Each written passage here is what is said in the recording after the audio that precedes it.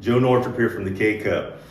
You know, over the last 34 episodes, we've had a lot of conversations about construction, architecture, many different businesses that make up that industry. But out of all those conversations we've had, one thing has been missing, and that was the voice of a female. Well, that changes this week with our interview of licensed architect Lindsy Stewart. This week, Lindsy opens up about what inspired her to enter the design space, what it was like to learn how to navigate a male-dominated profession, and what really drives her inspiration for all things architecture. If you're a young woman and you're considering a career in architecture, you're not going to want to miss this episode. So you found the K-Cup. We're glad you're here. Let's jump in.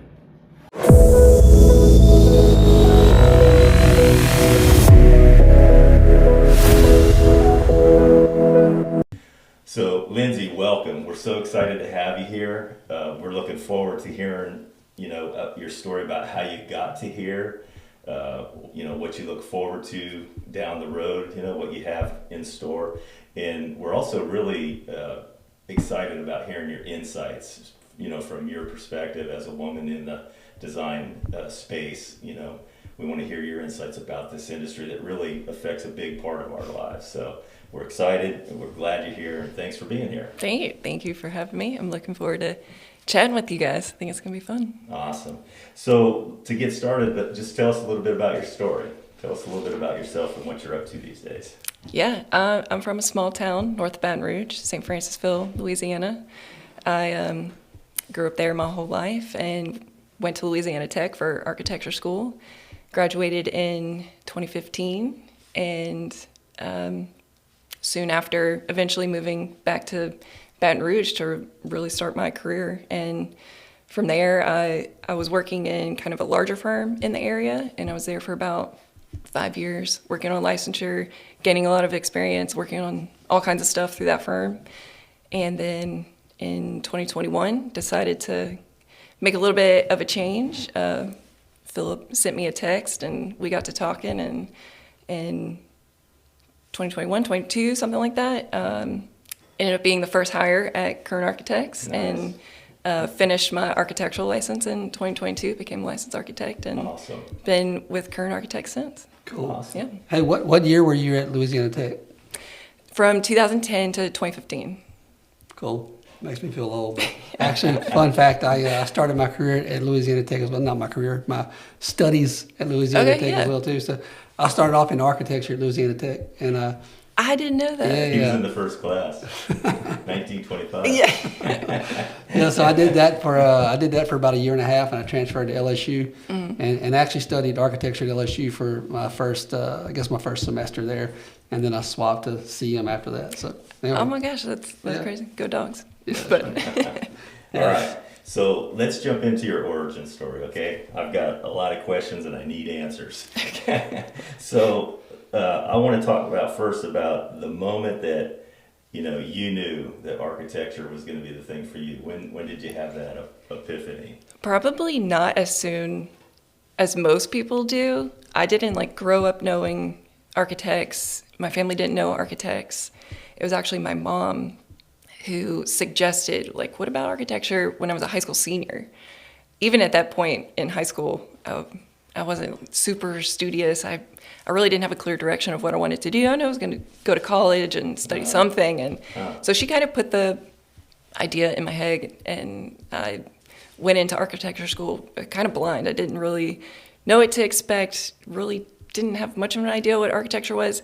I kind of figured it was a creative career, a way to be creative and make money, right? And still have a salary and stable job without being a starving artist. Gotcha. So that kind of kept me interested, and so I kind of went for it. And it took a while through architecture school. I was enjoying it, but still kind of it took a while to kind of understand oh, this is what this could look like after school. Yeah. And as far as a career. But our third year in our curriculum, we had a design build studio.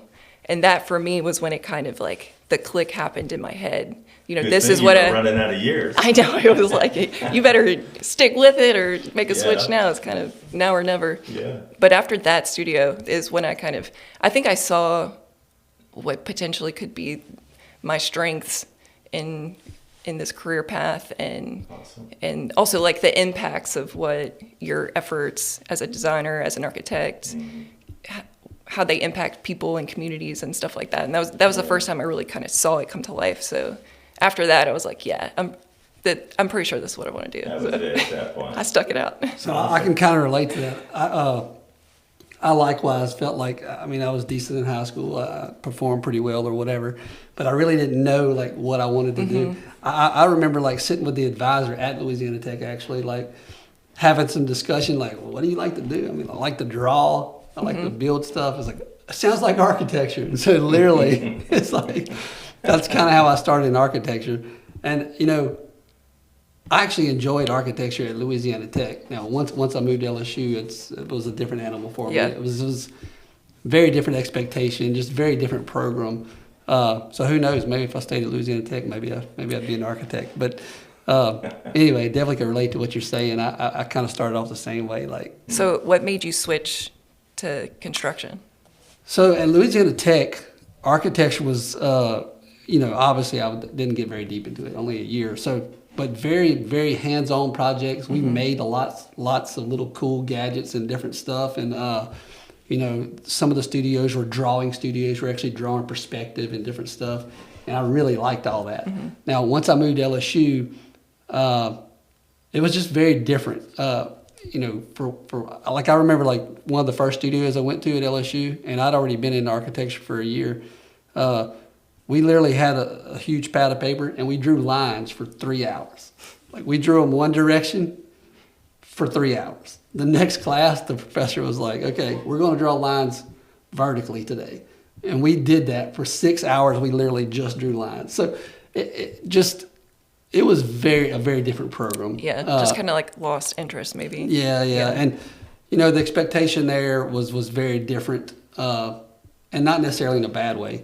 We actually did a few pretty cool projects in our first studio at LSU too, but like the level that they wanted these things to be were like manufacturer level. I never even used hand tools or anything, so it was like it was a lot. And when did you get out that micrometer? Yeah, and measurements on those. And too, there was stuff too. Like I didn't start at LSU. I didn't even realize that they had. Maybe I shouldn't say this out loud, but I didn't even realize they had a shop where you could like go get some pretty decent carpentry help and stuff like that. I had no idea. So anyway, once I took that first, I guess, semester at LSU, I just knew that I needed to do something different. And building was kind of in line with the thought process, drawing, liking to put stuff together, whatever. So moved into building. It was actually a much better fit, and I liked every aspect of it, from there. So Yeah, cool. So Lindsay, now did I just steal her interview? Did we just make this about me? Yes, well, we're going to cut that whole thing out now. That last 85 minutes. No. So let's get on to this next question, because this is something that's of great interest to me. Who influenced or mentored you along the way? And did you have any female mentors? And if you didn't, how did that, influence you? Yeah, when I was in school, I didn't have a lot of female classmates. Pretty much the whole time. After second year, there's a big drop in people changing courses, failing out, or, it's kind of a very rigorous curriculum, and it's not for everybody. And so after second year, there was really like 4 to 5 of us girls in the studio up through graduation. And so really those kind of 4 other girls became my closest friends. And so we really stuck together and kind of had each other's back. And review business financials and projections today at 9:30 a.m. Microsoft Teams. we're still Teams, Microsoft close friends today. So there also wasn't many female professors in the studios as well. So after school, I was really fortunate to work in some firms that had a lot of other female architects, and the bigger firm that I was in was very kind of thrown to the wolves mentality. You're going to sink or swim, figure it out, or you don't. Wow. But thankfully, a lot of people there in general Yeah. were great mentors to me. Awesome. So that was very formative years for me. Working at that firm, being exposed to a lot of things, having a lot of people I could go to, and being comfortable with them to ask questions and have them mentor me and help bring me up in a way that kind of shaped who I am as a professional now. Yeah. Wow, that was fortunate. It sounds like although you ultimately left that firm, for a smaller firm, it sounds like it was still a great environment, that you found a lot of support and peers. Yeah, I That you mean, relate to. it was definitely kind of a crazy whirlwind experience. The firm was doing so much. They were very design focused. It was very exciting, working on very kind of high profile projects, a lot of exciting things coming through. They were also growing crazy. And so it definitely got to a point where, 5 years in, I kind of like sat back and was like, this is almost a totally different firm than the one that I interviewed in. I bet, yeah. Would I interview in a firm like this today? And that's when it was kind of like, it's not necessarily I was having a bad experience, but for the first time I kind of looked up from the Yeah. madness of it all and was like, okay, do I still want this? Yeah. Is there something else? Like, should I be looking at other things, thinking about other things? Because the first several years of my career, I just loved it. I loved working. I loved the projects. I wanted to do everything. I wanted to be on everything. Yeah. And I worked a lot. And so it was, right after COVID. And I think everyone kind of had that pause and, Yeah. finally I kind of like looked up for the first time. Took a breath. And Yeah. said, And "Where am then I?" the opportunity with Kern Architects just happened to come at that same point. And I was kind of like, maybe I'm going to try a new thing now. So, Yeah. but yeah, it was very formative working at that firm and being around those people, a lot of high quality people there. Yeah. Awesome. So I'm curious, like when you stopped and had that pause and you kind of got to think, if the current situation wouldn't have been available to you, do you think you would have tried to make a change, or Yeah. you would have? Yeah, I think so. I think I just realized that I was just ready for something Something different. something next. Yeah. Something about, I don't know, the pandemic. We all kind of went through experiences with that, A but lot of time to reflect, huh? yeah, and so I was ready. I was ready for something. Cool. Nice. Yeah. Sounds like the timing was perfect then. Yeah. It really was. So you kind of touched on this. What surprised you the most about the difference between school and then actually getting out in the real world and applying what you learned in school? What surprised you the most? Let's see. I like working so much more than I liked school. Yes. It's but I think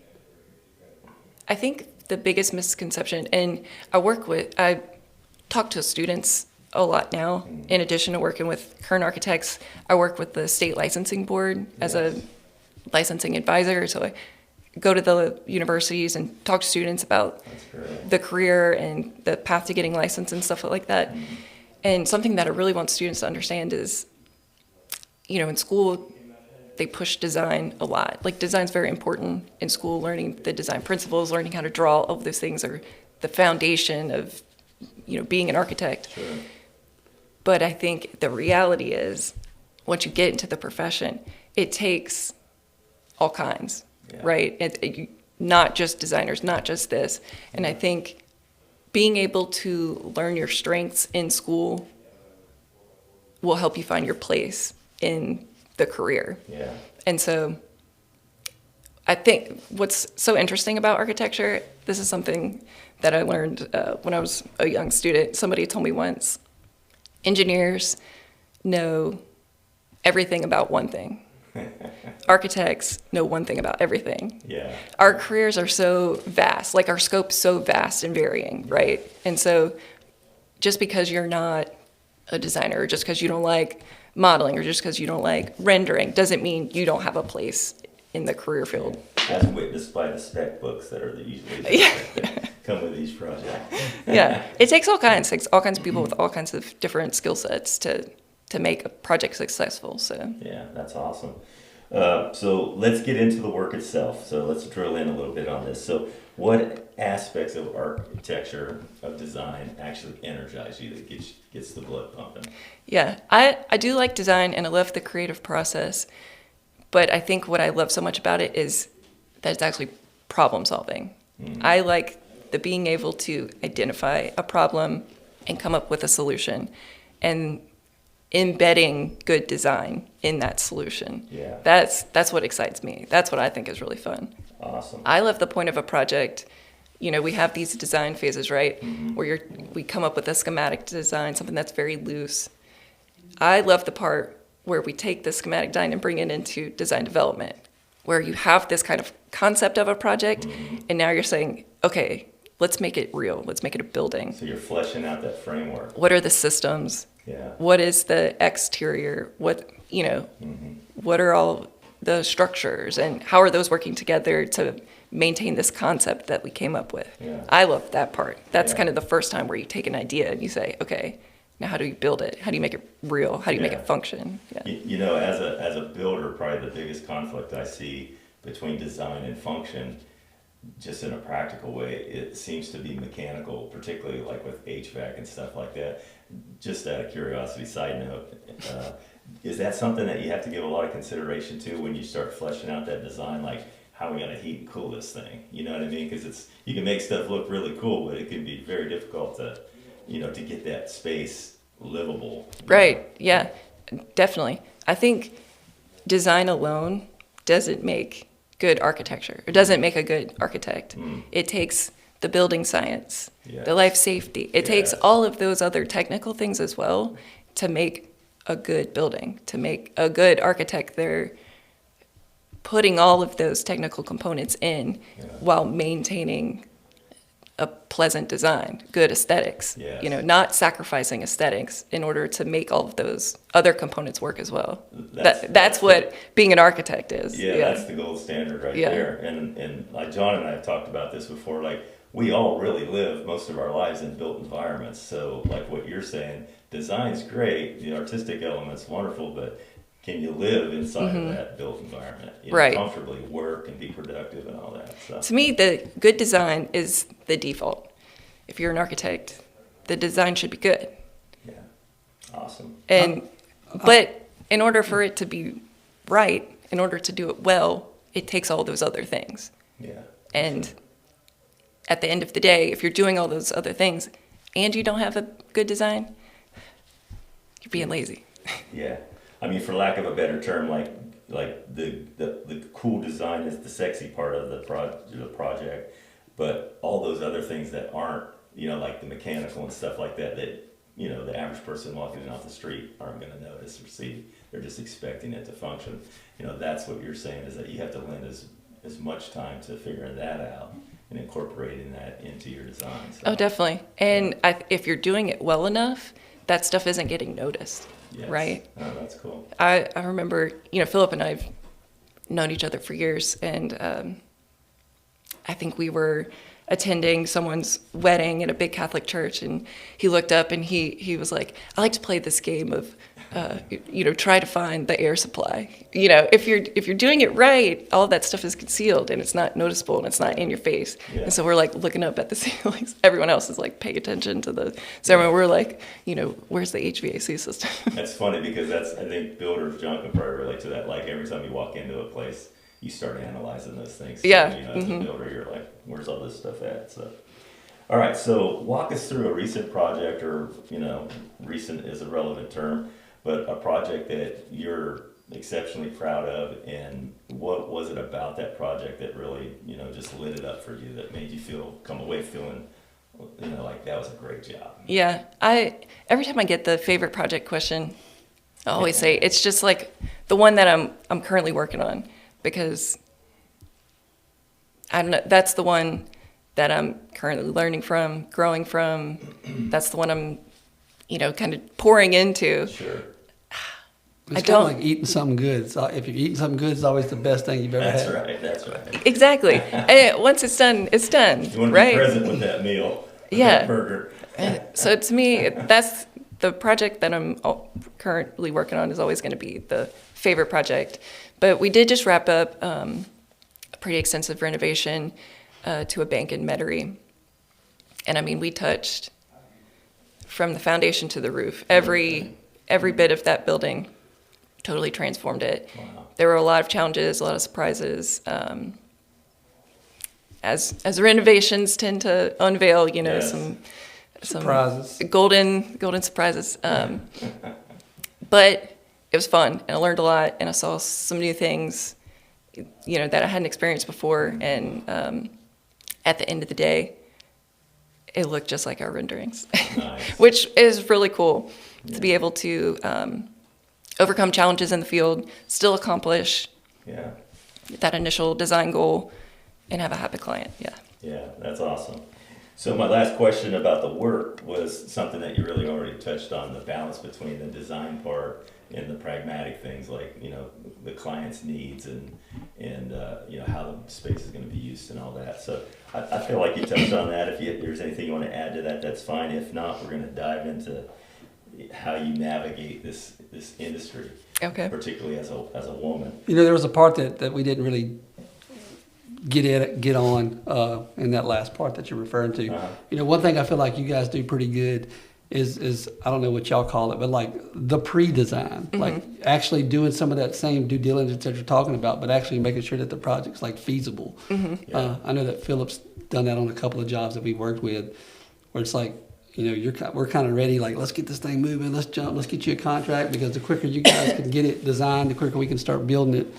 And he really stops to think about some very critical things in the beginning. So I guess it's just a plug for Kern, but it's something that you don't think about really from an architectural standpoint. But I guess, good architects really do that. Well, and I think, a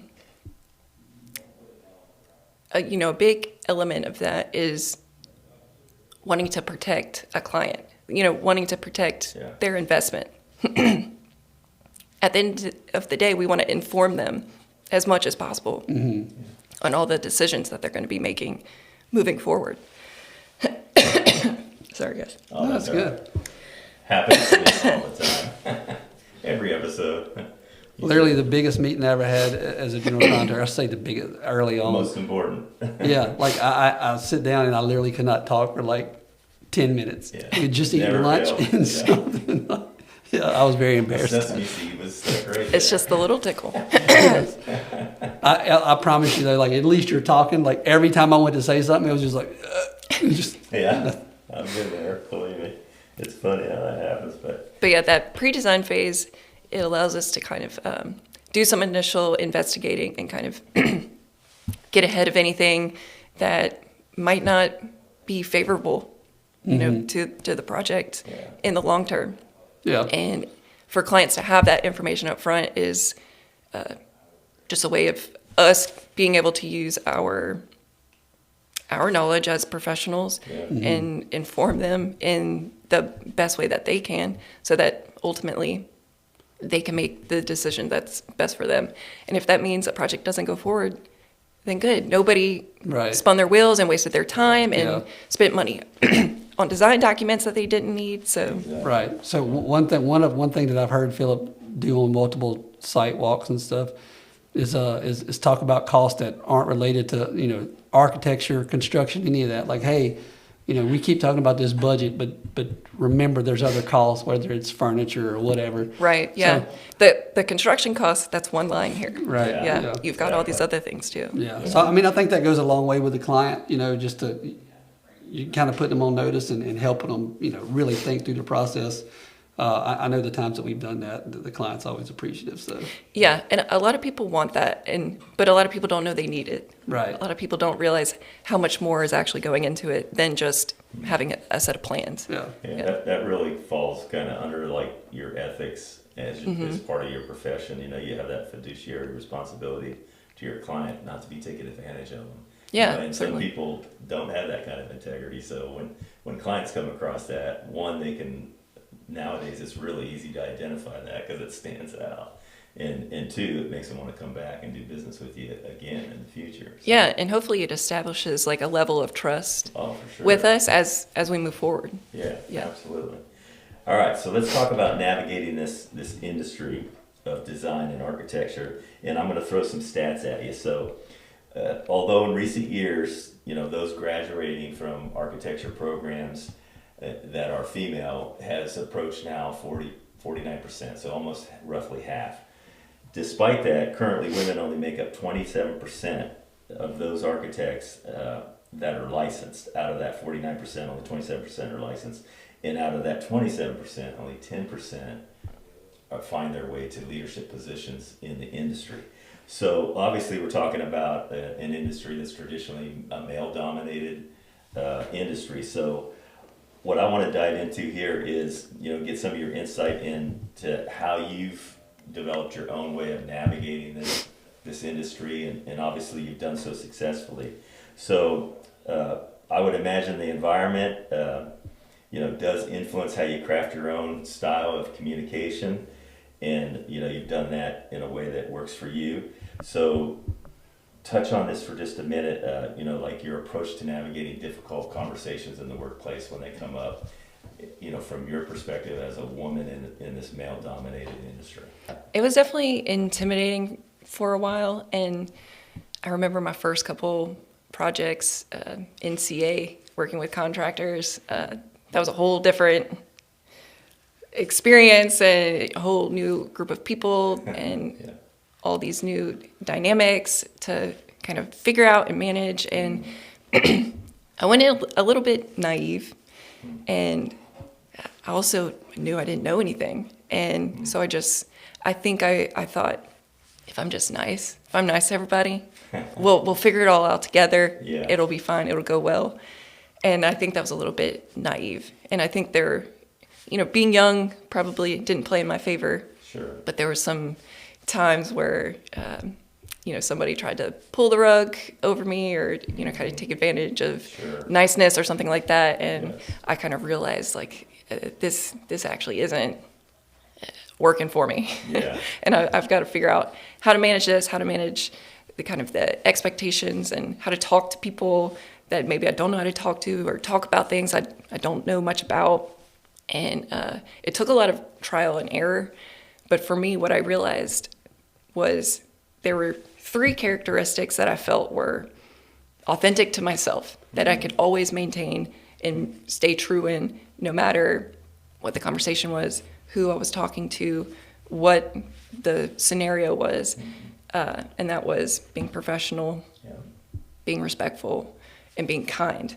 Yeah. And to me, being kind is different than being nice. Sure. Being nice is kind of wanting to please others. Find approval sometimes. Even. Yeah, be approval. Just, kind of always keep things smooth. Whereas being kind is kind of more rooted in compassion and empathy. And Sure. you can be that to someone and still stand your ground. You can still Have your boundaries. set your boundaries, right? And then also expect that from them as well. Yes. Whereas if you're playing nice, that's where you start. Maybe you're not being true to yourself. Maybe you're not saying the things you really need to be saying. Yes. And then you kind of start playing that game, Yeah. trying to figure out one another. And I didn't like that, and it didn't feel authentic. And I knew as long as I was authentic to who I was, they could see me for who I was as a person. Yeah. And I think that they could learn to trust me, even if they didn't know what I was capable of, or maybe they were just underestimating who I was or what I knew. I think that kind of approaching the situation like that, it helped me be comfortable in those situations. Yeah. And it helped the other person be comfortable because they were seeing that I was being real with them. Yeah. And I think that's where trust starts being established, when you can be real with someone and they see you and they know that you're trying to work with them, trying to be understanding. You're approaching a situation with empathy and understanding. If it's, some sort of combative, argumentative type of environment, then at least they can see you approach it in a way that's respectful and professional, and hopefully they're meeting you with that same energy. Yeah, and it's a fair approach. No one can say that that's not a fair approach if you're being those 3 things. Right. Yeah. So have you noticed any advantages or unique perspectives that you bring to the industry simply because you're coming from this place of being a female architect, a woman in the industry, I that think- benefits, the situation? I think some traits that a lot of women have are being good at multitasking, which makes you a good project manager, being able to balance a lot of projects at once, being able to communicate with a lot of people at once, being able to manage a workload. I think being a good multitasker, I mean, just think of any mom you can think of, how many tasks are they doing at any given moment? Yes. And not to say that you have to be a woman or a mom to be good at that thing, but I think that that's a really common trait for a lot of women. And then additionally, I think being introspective, being able to self-reflect, being self-aware, to know where your strengths are, where your weaknesses are.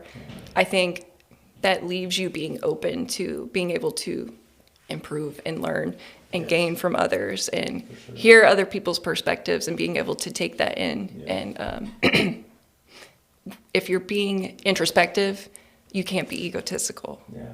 And so I think those are two really common traits that women have that make us good at what we do. Yeah, no, definitely. I would agree with that on both counts. Definitely have to be more introspective when you're multitasking, and like you said, some of the qualities that women exude because of, ultimately sometimes becoming a mother, I think also feeds into that. So, and that can serve you well in the workplace, obviously, too. So if you had to give other young women that are considering a career in architecture in the design space, what would it be? If you could give them one piece of advice, what do you think it would be? I mean, I think the biggest thing I want to say is, go after the things that you want. Don't be the one thing not keeping you from doing the things you want to do. There's plenty of obstacles in the road, plenty of things that you have to navigate that just come up with the career or maybe office politics or, life. But don't be an additional roadblock in getting to the place you want to be. Don't let your own self stop you from doing that. So if there's something you want to do, set out and do it. And don't let self-doubt or imposter syndrome or anything like that keep you from doing that. Yeah, that's great advice for anybody, really. Just, have that focus and move forward. And like you said, just go after what you want. So, but of course you have to be willing to do the work. That's the caveat to that. So, all right, so let's look forward a little bit. So what trends in architecture are you most excited about? There's a lot of changes going on. There's AI, lots of BIM technology, all sorts of things that can affect the design space. What are you excited about or look forward to? Yeah, I'm interested in seeing AI play a role in our careers and our field, and I'm someone that really values efficiency, and so very interested to see what AI as a tool can do for us. Yeah.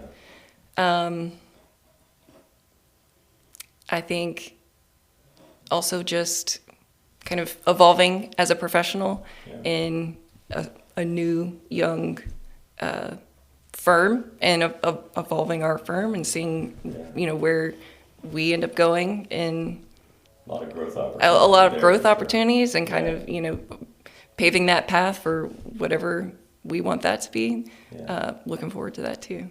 Awesome. And that's got to be cool for you to be able to be a part of kind of what you saw as an early professional in this other firm that was growing and doing all these things. And it was probably just kind of blowing your mind, but now here you are in a position to help another firm get to that. So Yeah. seems like a cool opportunity. Yeah. It is cool and it's fun. Yes. I think that's the biggest thing is it's fun. It's I'm challenging, liking doing it. Yeah. But if you love the work like you clearly do, then yeah, you take those challenges as being something to look forward to, and that's awesome. So as far as like AI too, I also am excited about AI in this whole industry.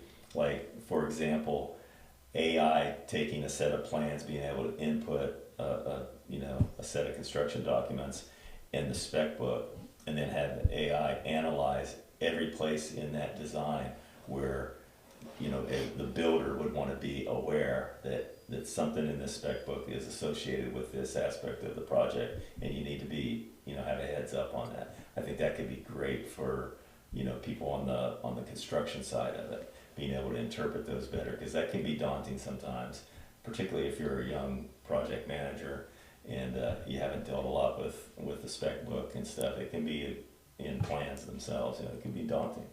So I think AI could be a huge help in there, and I can definitely see how on the design side it would be a huge help. So where do you see yourself making the most impact in the next 5 to 10 years? What do you?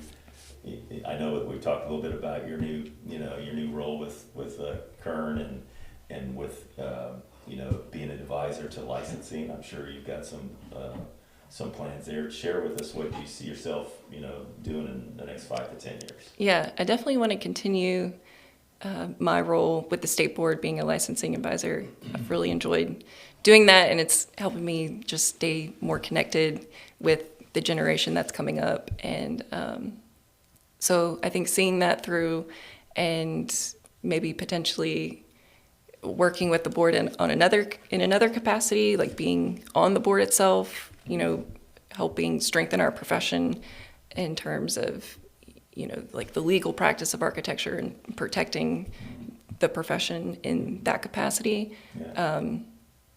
I'd love to contribute in that way as well. Yeah. Yeah, I think it's going to be an exciting time for women in architecture too. I think you may have mentioned this in some of your responses when we were, talking back and forth via email prior to this interview.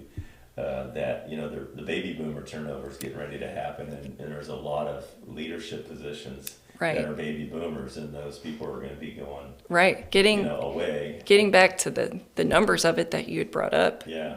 There recently, I think as of last year, was a bit of a dip in the total number of licensed architects. Oh, wow. And I think the reason for that is there's 13% of our licensed architects right now that are over retirement age. And so we're going to be seeing that drop increase. Yeah, But that's significant. also what we're seeing is that the pipeline of people entering the field, as you mentioned, being almost 50% female coming in, I think, our industry was male dominated for so long.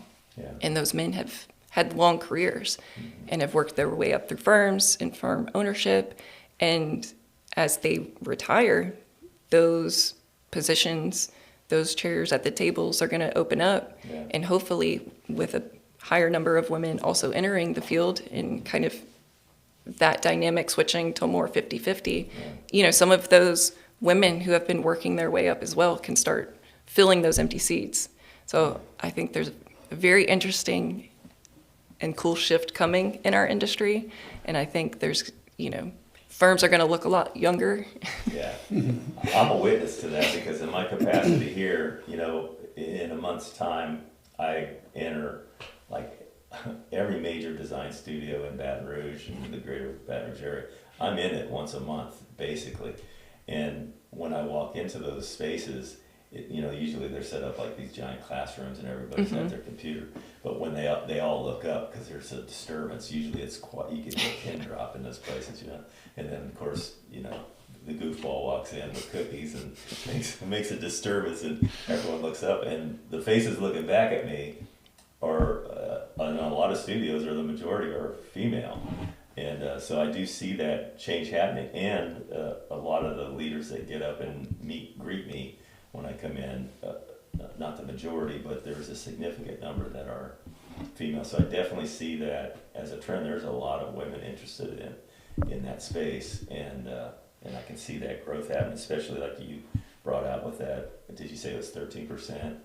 Yeah, over retirement age. Yeah, that's significant. I mean, that's not just a little bump. That's a pretty good chunk. So interesting. So on the collaborative side of things, I call this the collaboration zone. So what could a potential client expect their experience to be like, in a nutshell, if they were to do business with your firm? I think they can expect honesty and transparency. We're definitely not the firm that's going to just say yes to everything, to any big idea that someone has. I think something that we kind of take pride in is being able to ground people in the reality of the numbers of their budget. Ultimately, that's what determines if a project's real or not. Being able to actually execute it and get it done. And so, I think sometimes people might find that a bit abrupt. Like maybe they weren't expecting that. They have their own kind of expectation of what their budget should accomplish. Yes. But at the end of the day, I think also people, they want to know that early before a big mistake happens. Yeah. And so I think at the end of the day, people really appreciate that. Yeah. And we really kind of sit in that from start to finish in a project, and just always maintaining honesty and transparency, whether it's a budget problem, a construction problem, being able to bring that to a client and kind of let them know, this is what happens. Yeah. This is what happened. These are your options.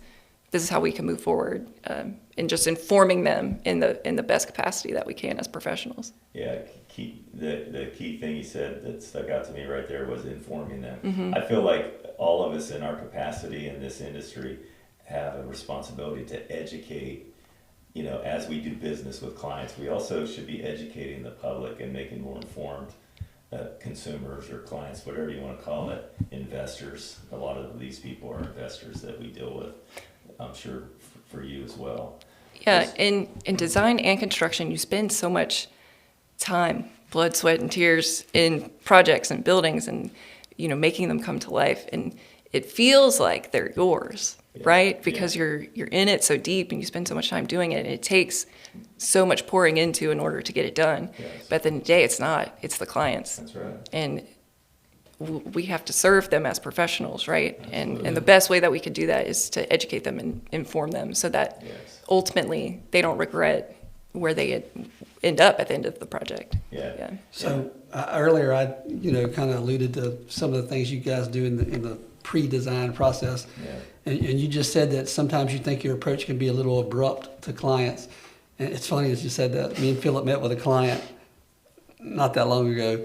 And when we left, he called me. He's like, man, like, I wasn't expecting all that. Like, that's, like, I don't Reality. know. But through the conversation, he's like, but you know what? I appreciate it. Like I needed to hear those things. Like, and I guess maybe maybe at the beginning it felt negative to him. Mm-hmm. He's like, wow, like, man, I didn't want to hear any of that. But he was like, you know what? I appreciate it. Like, I needed to hear that. I needed to be thinking about those things. Yeah. So I just thought I would elaborate on that, because it's true. It can be abrupt, but just like that situation I'm talking about, it was appreciated, and it was a conversation that needed to be had. Yeah. It reminds me of a thing that you find on surveys all the time. It's called the true point of beginning. Whenever you do a survey, the surveyor always drives a stake, and that's the true point of beginning, and they turn all their angles from that point in that way that because you're always coming from that one point, that you can rely on the angles, and the plat is accurate. Well, it's kind of that conversation that you're having. You got to give that client a true point of beginning, which really starts when they talk about budget and expectations. Exactly. And because the budget informs the design, I think you would agree with that. Mm-hmm. So back to the collaboration zone. I have to put you on the spot with this question, and we won't hold it against you, whatever you say. So, how do you think? Here we go. Drum roll, please. How do you think contractors and architects could improve their collaboration with one another? Big question. Yeah, I think, in order to be collaborative with anyone, you have to remove the ego from it. You have to be able to hear someone and listen to them, take in their information. You have to be willing to give also in order to be collaborative. And I think being able to approach a working relationship with the idea of, what can I learn from you? What can you learn from me? That's what's going to create a collaborative relationship. And that's going to be what allows you to work well together. Yes. If we don't go into a project saying, I know everything about this, Jon only knows about X, Y, and Z, Yeah. right? Like we're starting off combative out the gate. Yeah. But if I go into it like, I know Jon knows a lot about blah, blah, blah, Yeah. I could know more. There's so much more I could know about these things. Absolutely. And if we work together, I could gain some of that from him. If we have a mutual understanding of this is how we work together, then collaboration's just gonna Yeah. be second to that. Yeah, collaboration's an obsession of mine.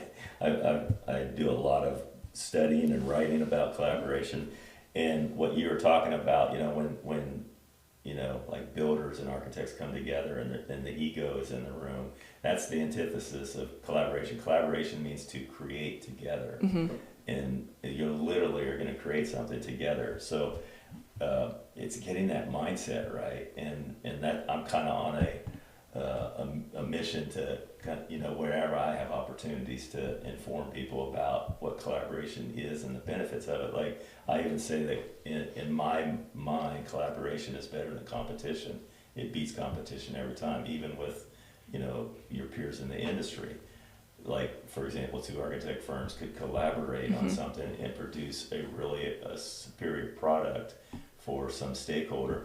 Or you can just be doggedly competing with each other, and both of you may miss out on a project or miss out on an opportunity. So, and I think that we have adopted that mentality with architects. We want to collaborate. We want to work with you. And I think contractors have a lot to offer in that regard. Like we know what stuff really costs because we're out there, doing the work every day. And so I think contractors are able to help inform, architects' budgets as they're doing the design process. The problem that we see a lot is that the way the system's set up, a lot of times y'all don't get to talk to a contractor until it's out for bid, when really we should be talking way before that, if possible. So Yeah, there's definitely, certain situations where hard bid is the process, and there's definitely things, once it gets into the construction where it's like, man, I wish we would have known. Yeah. I wish we could have, Yeah. Well, to me, collaborative, like there's a couple of different arenas. You have that public bid arena Yes. where collaborative means something completely different Totally, than on a negotiated project where we're coming together as a team in the beginning and doing some of the stuff that you're talking about. Exactly. In the public bid, collaborative means, working together on a set of plans that are already completed. It's collaborating with the stakeholder to give them the lowest price. That's Well, I mean, actually working with the architect and making sure you keep the design, as it is, but still there's going to be challenges. There's still things that we have to work together trying on. to stick to that budget. But then collaborative in this other arena is completely different. It's more like, let's do this as a team. Let's come up with everything together. Yeah. So, it's important in both arenas, Yeah. but definitely different meaning to me. Yeah. Whenever you can get the design, or the construction documents to reflect the budget accurately, that's a win-win. Like we talked about a little bit. So that's the ultimate goal. yes. So, all right. Any closing thoughts that you want to leave the listeners with? Because I guarantee you, once I go into these design studios that are 50% women, and let them know that Lindsy Stewart is on the K-Cup, and they're going to want to check, tune in and check it out. Yeah, I hope so. I hope more architects chat with more contractors. This was fun, and Awesome. I Cool. appreciated it. We really appreciate you being here and taking the time. I know you're busy. Definitely. And, we're very grateful that you're here. So Yeah, Lindsay, thanks for coming on the show. We think highly of you. We think you're a Appreciate that. great architect, great person. We knew all that before the show, but really cool to hear how you got to where you're at. yeah. So thanks for coming on. One thing that you said that I really liked was the difference between being kind and nice. That's a very, very good tool for young professionals. I can relate to, somewhat maybe trying to be taken advantage of because as a young general contractor. So that was very, very well said, and that can go along with the other advice she gave to the young people. So, Yeah, appreciate that. Absolutely. so awesome. Thanks for having you on. Thank you. Thanks for coming on.